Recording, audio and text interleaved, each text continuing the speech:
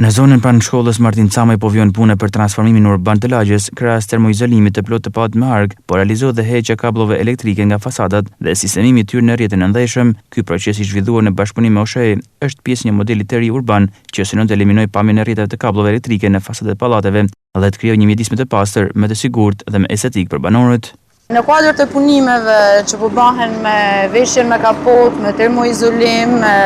gjitha investimet tjera që po bëhen tek pallati me hark, sheshi sa buletini, punimet e sotshme janë kalimi nën tokë i gjitha lidhjeve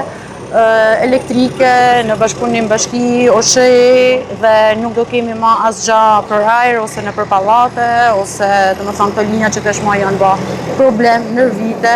Për sa i përket edhe për sigurinë e banesave vetë. Gjithashtu, është e bën gati edhe për sa i përket edhe projektit që kena gati tashmë për rehabilitimin që do të bëhet i gjithë kësaj zone që përfshin